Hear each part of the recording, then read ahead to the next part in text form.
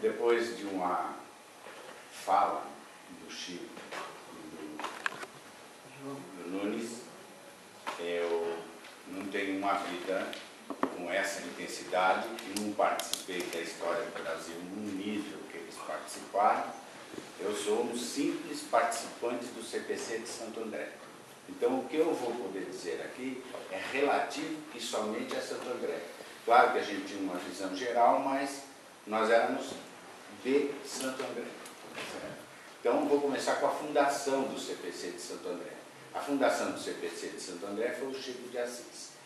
Houve, naquela ocasião, nos auspícios de uma entidade universitária que tinha lá em Santo André, um festival de teatro. E após esse festival de teatro, o Chico ficou em Santo André, não sei se ele lembra dele disso, deve lembrar, e ele que fez uma ligação com o Sindicato dos Metalúrgicos de Santo André, onde o CPC foi ter a sua sede. A sede do CPC de Santo André era no Sindicato dos Metalúrgicos. Mas o CPC de Santo André não era sede no Sindicato dos Metalúrgicos, ele também era dos metalúrgicos. E os metalúrgicos entraram e participaram ativamente. Nós tínhamos uma porcentagem entre os mais intelectualizados, não eram muitos, e os operários da cidade, 50% para cada lado. E os operários participaram da estrutura básica do CPC, que eu não sei se os outros CPCs tinham uma participação do operariado na estrutura básica. Tinha?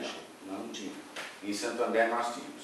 Nós, do Sindicato dos Metalúrgicos e do CPC de Santo André, acreditamos no decorrer do tempo que nós fomos uma experiência, se não a melhor, mas uma das melhores experiências de um CPC ligado a um sindicato e com participação ativa de operários, fazendo peças de teatro, fazendo música, tendo coral, tendo uma estrutura de educação.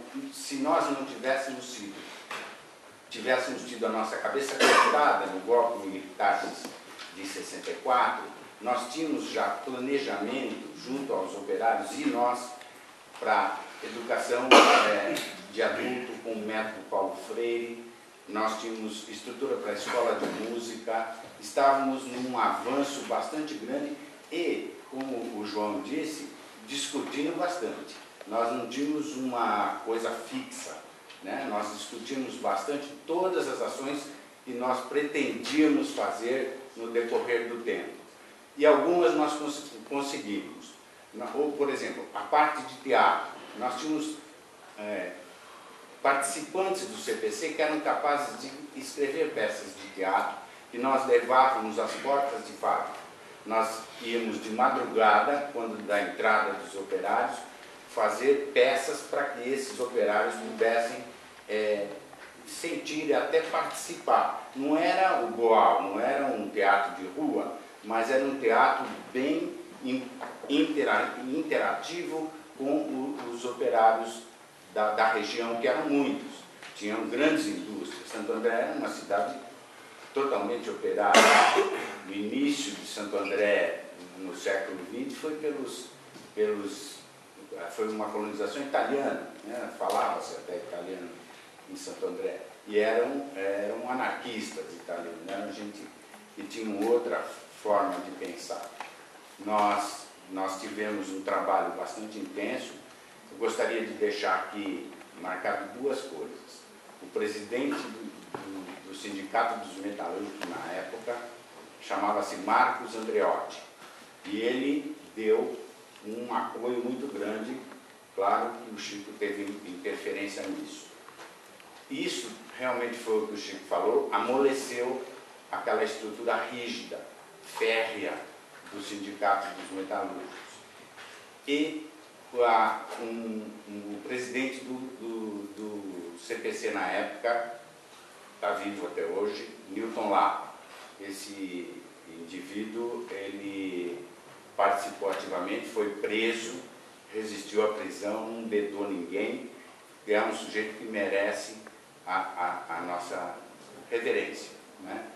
Era mais ou menos isso que eu queria falar com vocês, só concluindo uma única coisa. Nós acreditamos, nós, o grupo que ainda restou lá do CPC, que nós cumprimos a nossa missão. Nós, acho que, pela simplicidade da nossa estrutura, nós cumprimos a nossa missão.